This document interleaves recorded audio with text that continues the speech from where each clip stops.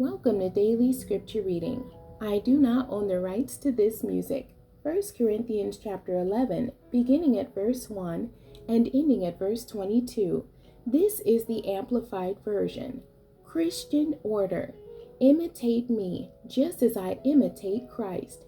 I praise and appreciate you because you remember me in everything, and you firmly hold to the traditions, the substance of my instructions, just as I have passed them on to you.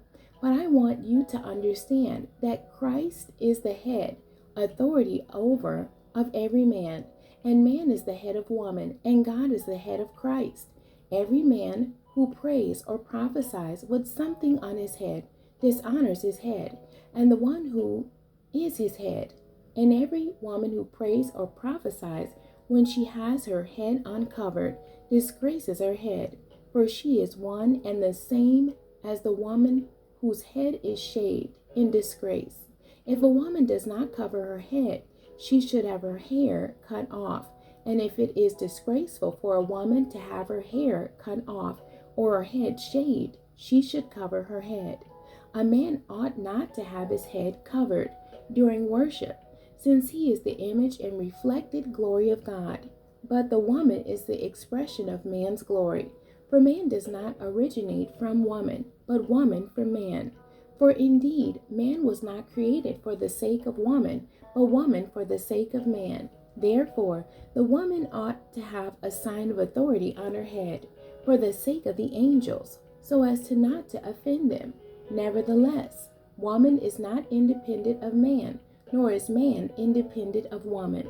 Whereas the woman originates from the man, so also man is born through the woman, and all things, whether male or female, originate from God, as their creator.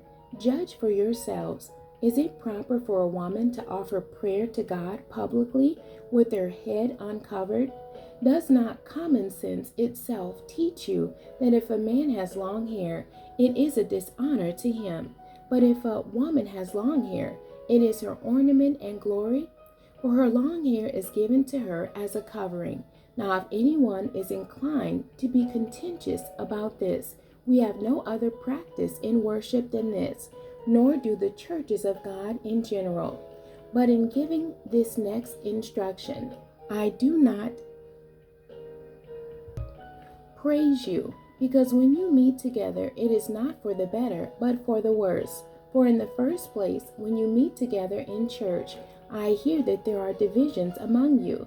And in part I believe it, for doubtless there are to be factions among you, so that those who are of approved character may be clearly recognized among you.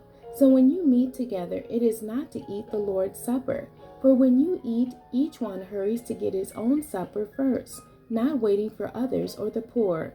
So one goes hungry while another gets drunk. What?